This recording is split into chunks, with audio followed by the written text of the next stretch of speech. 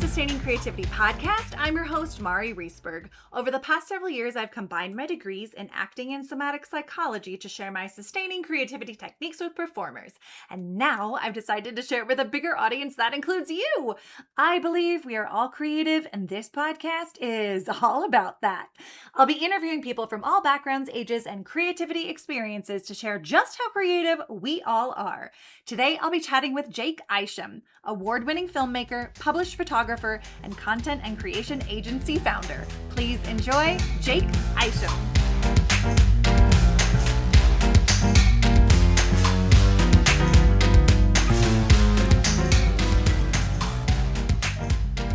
Welcome to the Sustaining Creativity podcast. Today I'm chatting with Jake Isham, award-winning filmmaker, published photographer, and content creation agency owner, founder, worker, employee. All the above, yeah. I love it. Well, welcome to the podcast. Thank you for having me. Excited to be here.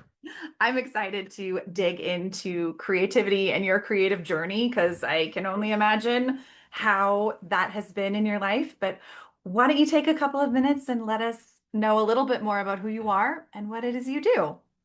Well, it's definitely been an interesting creative journey. I'm very fortunate to, well, I'll start with this because I think it's the underlying. I'm unbelievably fortunate to have two parents who are artists and who make a living with their art. And so being an artist was never, oh, get a real job. It was the opposite. It was, all right, go figure it out. Mm-hmm. And so it was great, but at the same time, it was never go get a job. It was always, all right, you want to be a director, you want to be a musician, you want to go do it. Mm-hmm. So and I'm the oldest of four kids, and all of us are essentially artists and make a living as artists or as creatives, you could say. Yeah.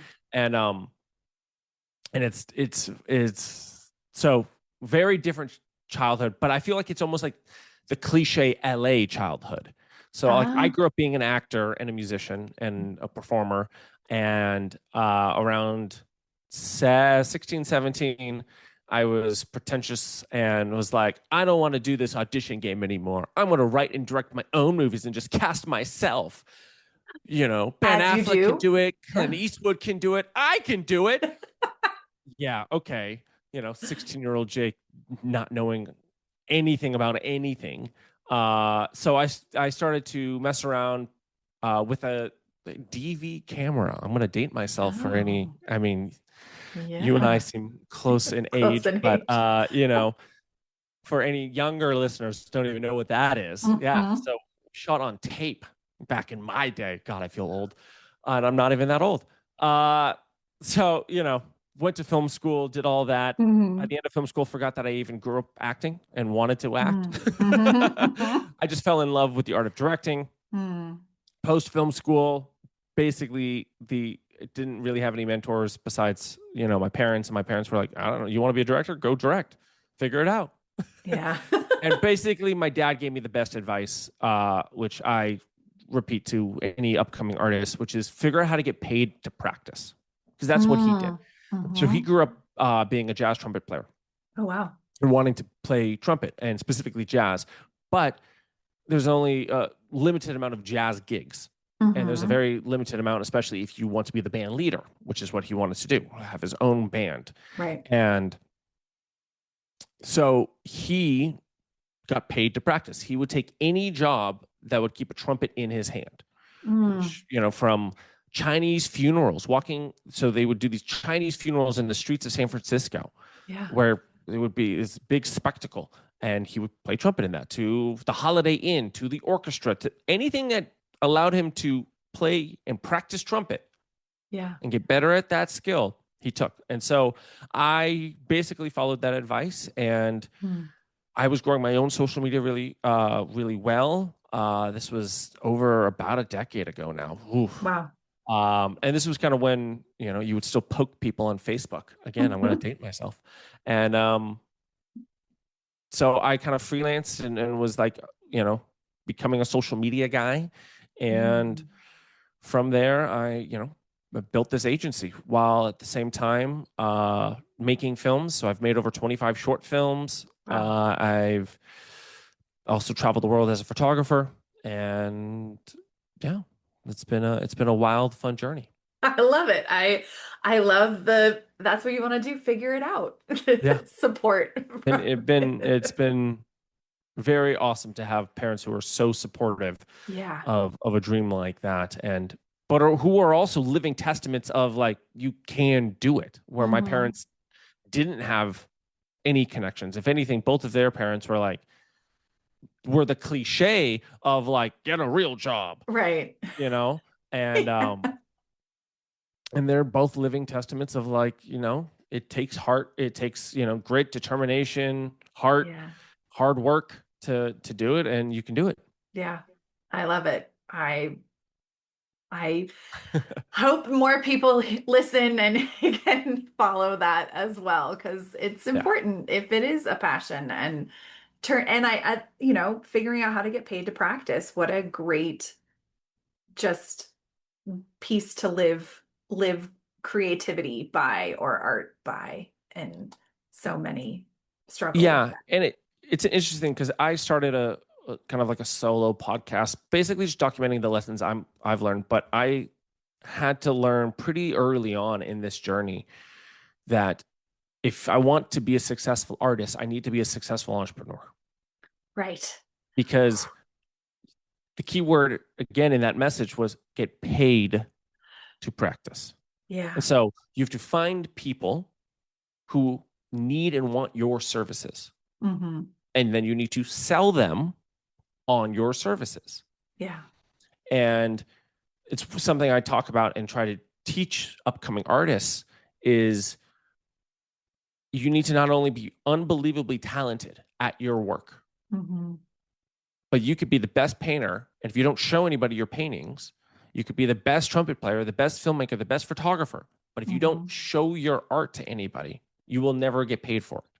Right. So you have to be entrepreneurial in the sense of you do have to be a salesman. You do have to be a little bit of a promo and a marketing guy. All these, I see a lot of jokes online, which is like, I want it to be a insert artist, but there's a lot of, musicians. I see this Hmm. is, I want it to be a musician, not a marketer. Why am I making social media? It's like, well, because you're being your own record label. Yeah. That's why. You don't have to give up 80% of your income to a record label, Right. Right. 90% of your income. You can do it all on your own, but you're going to have to do it all on your own. Right. Yeah. That's the entrepreneurial spirit. You also have to have that. And that's that's a big piece of creativity as well. So I can appreciate both of those Yeah. coming together. Or, I have a lot of friends who are amazing photographers and work at agencies and, who are Yeah. amazing filmmakers and work in marketing because Hmm. that's where their skills are needed. Yeah. And they get paid to keep a camera in your hand. Like I Hmm. get paid to make marketing videos, Yeah. but I'm not driving Uber. I'm not working at Starbucks. I'm not working at Amazon. I am Yeah. working with a camera. Is it the most creative? No, but I can make it creative and Yeah. I'm getting to do what I love while Hmm. still working on the passions of making films and working that until Yeah. that actually gets me paid. I love it. Yes. Well, with all of these pieces that are collectively creative, what does it mean to you to be creative? There's a lesson my mom taught me very early on, which was you don't have to be an artist to live creatively. Hmm. A beautiful dinner can be highly creative. Hmm. The clothes you wear makes you creative. The Hmm. way you do your hair, and I'm not saying you need to like put crazy dye and a hairdo. Like it can just be that you present yourself really beautifully and really aesthetically as a guy or girl Hmm. is creative. Yeah. I look at entrepreneurs and it's something that as I said, I talk to a lot of artists, but I also talk to a lot of entrepreneurs and I go, look, every single entrepreneur I know is an artist because they're Hmm. creating something that was never there before. Right. They're creating a world and a product, a service that was never existing before and Hmm. solving a problem. That's creative. So what does it mean to be creative? It means to literally put aesthetics into the world, to create something that has never been there before, or put a new twist on it that makes people go, whoa, that's awesome. I love that. Those two pieces, the piece that your mom shared, and then just literally putting new things out into the world, and other people having reactions or responses to it as well. I think, yeah, I can appreciate both of those, but that you don't have to be an artist to be creative. Creativity can be a part of everyday experiences and life, and it's how we look at our life and the world through that creative lens. 100%. And it's, it comes down to just putting aesthetics. And what is aesthetic? It's just things that literally go, whoa, that's awesome. Right? Like there's nothing tangible about it. It is I look at it as a very spiritual thing. As a, it's just kind of that, it just kind of hits you in your chest and you go, whoa, something that moves you. And and it could be, I mean, there's a great moment for me that's like, what was something that was not obvious but highly aesthetic? My wife and I were in New York recently, and there was a gentleman who walked on the subway, and he was in a fantastic suit. Again, he's probably late 20s, early 30s, a good-looking black man, but just dressed to the nines. Great shoes, like the entire suit, pocket square, the bow tie, fedora hat on, everything matching, everything color coordinated. And that was aesthetics. That was creativity. That man took time every morning to do that. He doesn't need to do that, but he chose to. And I actually went up to him and was like, sir, your suit is gorgeous. Just curious, how many do you have of these suits? He's like, probably around 18. Oof. So this is a man who chooses, who knows what he does. He could work in finance or in something, but he was clearly not just a man in a suit. This was a man who chose to take the suit and be creative about it. I love that. Yeah. That's where the aspects of creativity is not just, oh, I'm a filmmaker, I'm a painter, Right. It's not just a title, it's a way of life. Exactly. A beautiful dinner that a friend puts together, and the way they present the food, that's creative. Yeah. Well, I feel like we are kindred spirits in this world of creativity. But with filmmaking, with entrepreneurship, with photography, who or what is inspiring you, or where do you draw inspiration for projects and pieces that you are curious about? Or I guess I'm curious. There's a great quote. I forget. There's a book on it, and I forget the author's name, but I think this quote's been around, and lots of people have said versions of this quote, which is, good artists borrow. What is it? Good artists copy, great artists steal. And for me, I get inspiration on everything. Every movie I watch, every painting I see, every museum I go to, every song I listen to, even just traveling. I try to consume as much art and talk to people, and even on social media, being like, wow, look at what they're doing, and try to stay away from any which you get sucked into all of the ridiculous other things on social media. But if you curate your feeds well enough, it can be unbelievably inspiring. Yeah. And so, but then also just letting my mind wander, and just going, oh, what could, like as a filmmaker, I go like, okay, well, what's the box I'm in? Well, I have this one location. Well, what could take place in what problems could occur here? What characters would come to this location? What characters could get stuck in this location? And there's a little bit of just allowing your mind to just wander. Yeah. But then on the flip side, giving yourself hard targets of like, it needs to get done today, and targets breed creativity. So there's the balance of, don't put yourself in a box, force yourself to work, and take away all distraction. So it's a balance of all of it.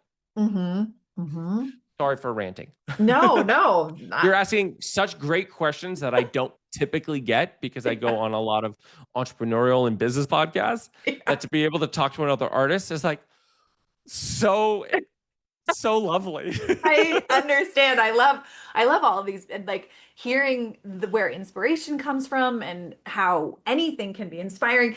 I mean, as artists, I think, we have peaks and valleys in our creativity. When you find yourself in a valley, or maybe you don't find yourself in valleys often, where you need to pause, or something feels a little harder than it typically does, how do you navigate those moments?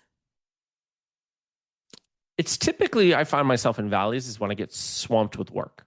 For me, Mm-hmm. I get swamped paying the bills, Right. building the company, making payroll, all that jazz.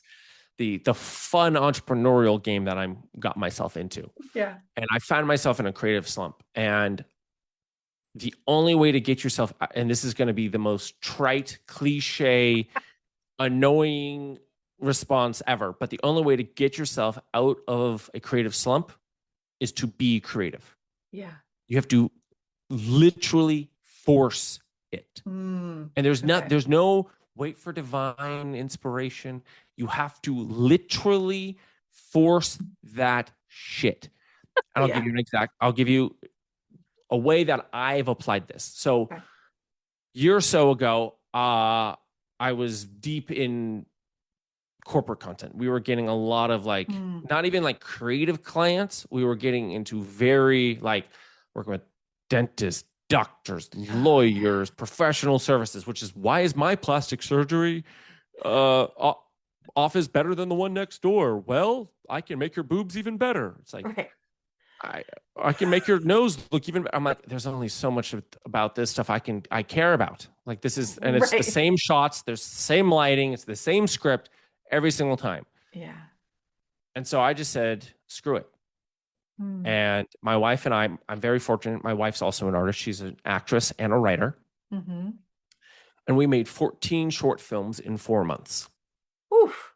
Wow. And we, again, forced it. Yeah. We just went, go, go, go, go, to the point where in one weekend, the first weekend we did this, we shot 4 different short films in one weekend in 48 hours. And now look, all of those are 2 minutes long, 1 to 2 minutes long. So they're not like a 10-page long short film, but they are 4 different ideas, 4 different locations, different actors in every single one. And we just did it. You force it. Yeah.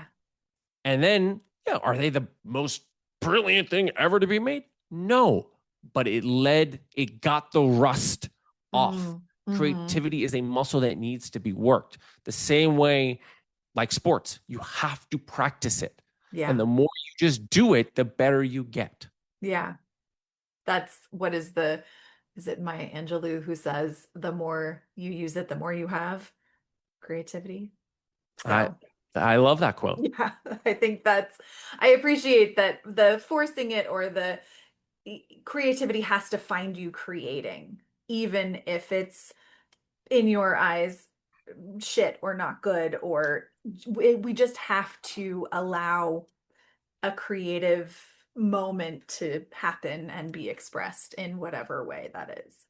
One of the things my dad, when he does lectures or seminars on this, when they're like, what if you're in a creative slump, but I'm looking at the word burnout, and that's not particularly burnout, but looking for inspiration. There's a word for this, but I'm blanking on it right now. Right. And you're like, you don't know what to write. One of the things he does, it is one of 2 things. One is there's a piano inside the house, not in his studio, and he'll just play. Again, just play anything, and just go, okay, great. Oh, that sounds. But he'll change locations. That's the point is change locations. If you're typically write in in your house, go to a coffee shop and write. Right. Just change locations. If you paint typically in, inside, just go to a backyard. Go to the beach. Go to the mountains. Go in the middle of the street somewhere and paint. Yeah. Then the other thing he does, again, just to use it to inspire you, is he'll click record on his program but turn off the volume and just play.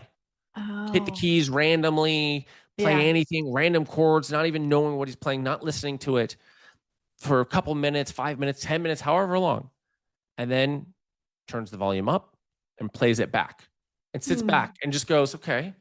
And then eventually there might be a part where he goes, ooh, wait, that right there. I'm going to build this off of that moment at minute, 7 Yeah. minutes and 32 seconds. There was that chord change that was really beautiful there. I'm going to Mm. use that. Mm-hmm. Mm-hmm. And then deletes everything else and starts writing from there. Hmm. I And really so like again, that. Yeah. force it, Yeah. whatever that means to you. But it's basically the simplicity is go make your art.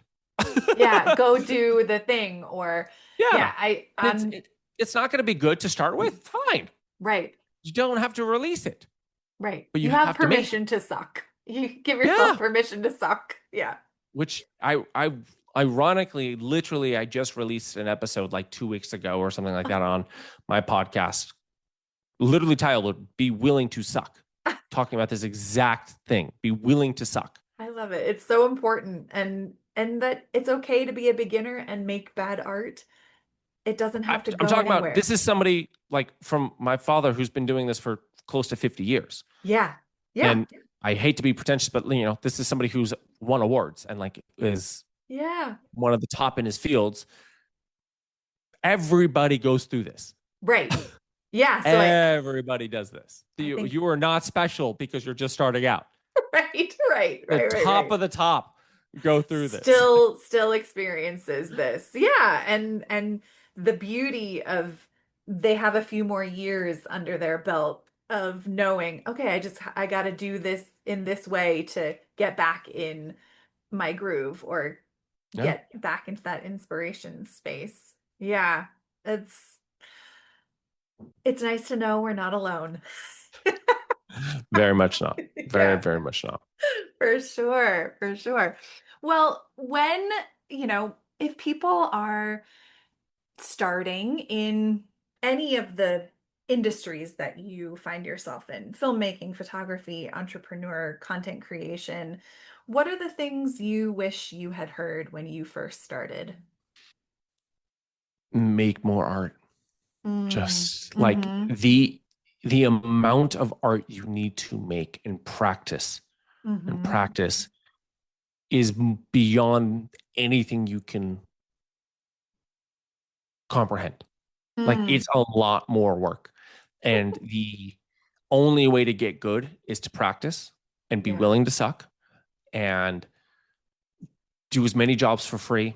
You're going to feel like you're going to get taken advantage of. But everything you do for free, every art you just make and you invest, you're going to get better.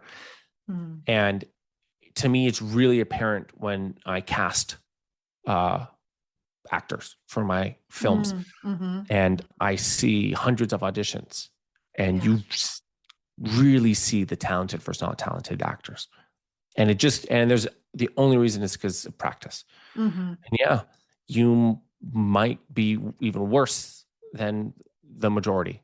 mm-hmm, The only way to get better is to get better. yeah. It's through practice. Mm-hmm, And I know the amount of work I've lost because I'm not good enough. mm, mm-hmm, And it only comes down to just being good. And so you always have to be learning. And if you're at, if you're figuring out how you get paid to practice, and it's not something you particularly love, right? But you need to be learning with every job, every mm-hmm, time you do your art, you need to learn something new. mm-hmm, And you need to, and it's a lot of confront. And if you go through the tears, the anger, whatever emotion you go through, mm-hmm, fine. yeah. But you just have like the volume that is needed Mm-hmm, is so high, mm-hmm. more than ever, because the barrier to entry now is so low. It has never been easier to be an artist and to make a Right. living as an artist. It has never been easier. Yeah. that means the competition has never been higher. Right. Right. But I mean that to be inspiring in the sense of, Yeah.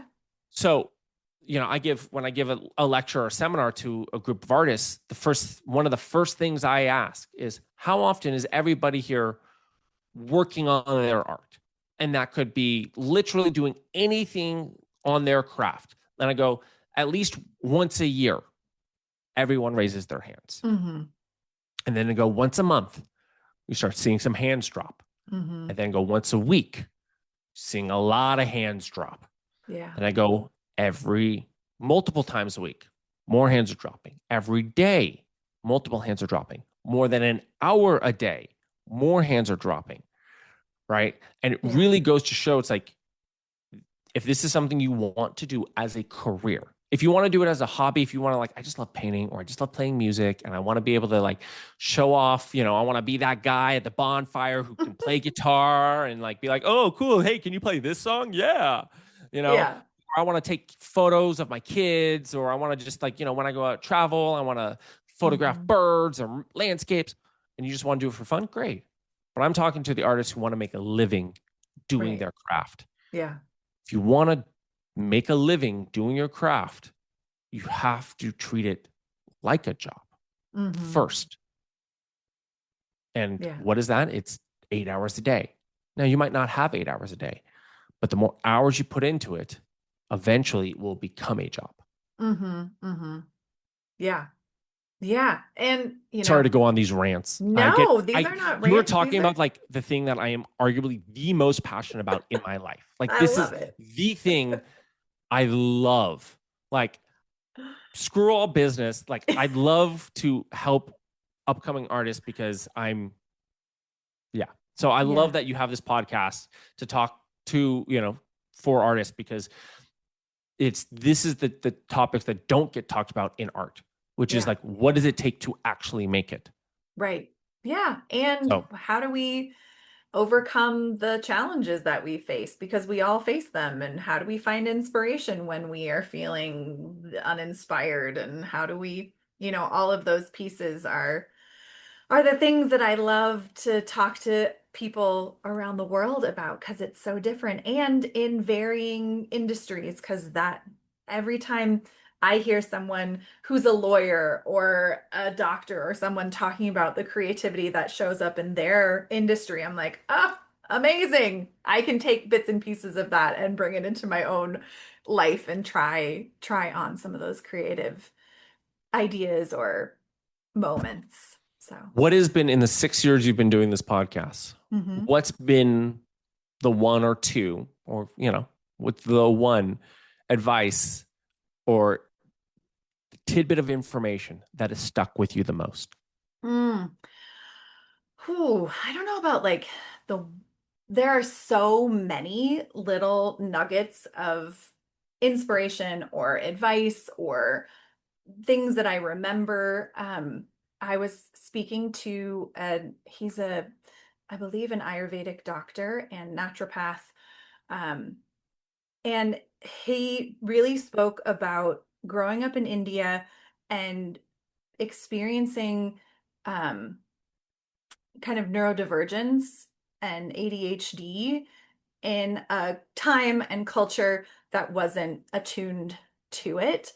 And his journey of feeling like there was a storm and chaos surrounding him, and he found the eye of the storm where the stillness was.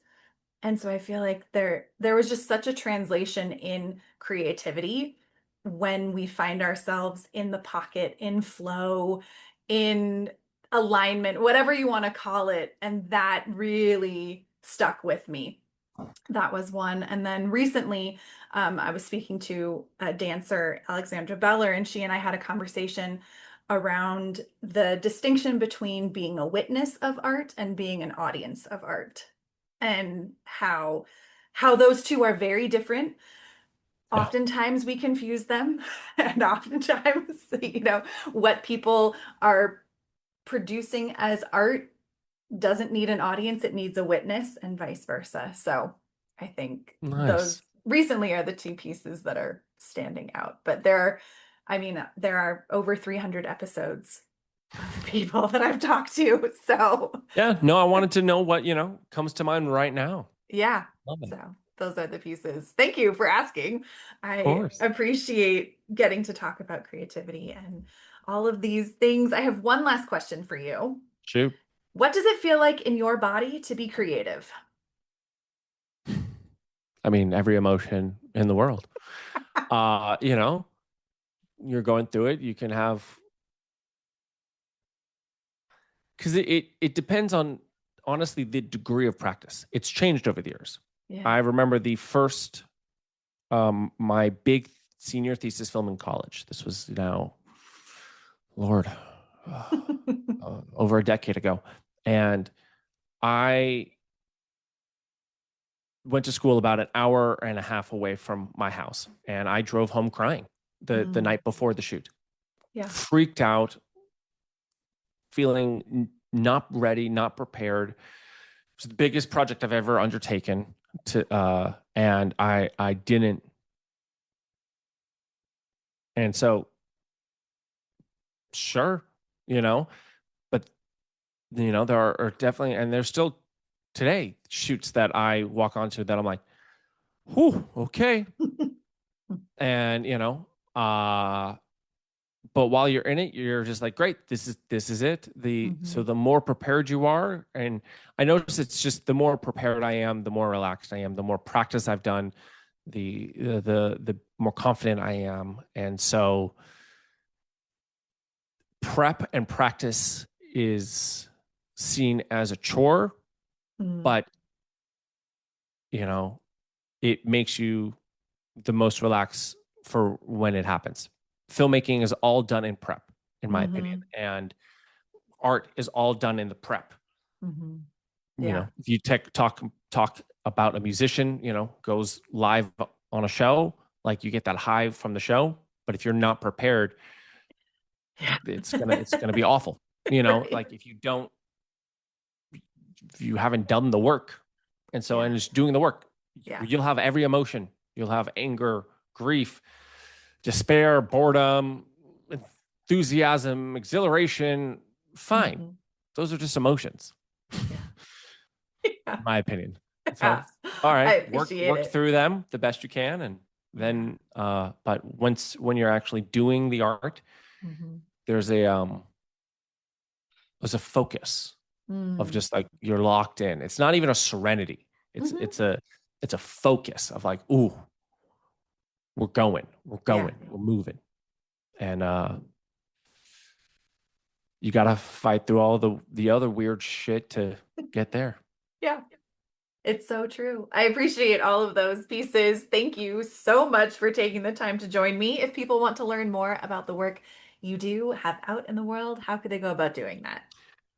Well, this is going to be the most pretentious answer in the world. Just Google me. But because unfortunately, I have so many social media channels, but the filmmaking stuff is under Jake Directed This on pretty much all channels. If you want to see my photography, it's Jake Captured This.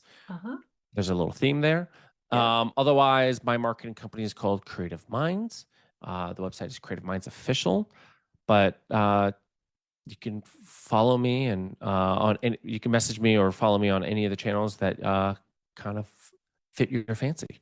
Perfect. Well, I will put links in show notes so people have really easy access. And thank you so much for taking the time to join me.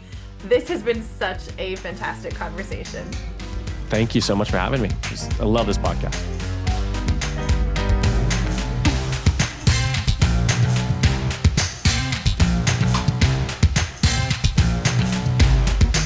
Thanks for listening to the Sustaining Creativity Podcast. We'd love to keep in touch, so follow us on Facebook and Instagram. We are at Sustaining Creativity. Make sure to subscribe to the podcast wherever you listen to podcasts. Tag your friends and family so they can listen too. We love to hear from you, so leave your reviews, comments, and questions.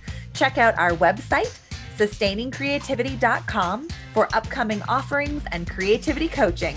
Tune in Tuesdays for our next episode. And remember, with creativity, anything's possible.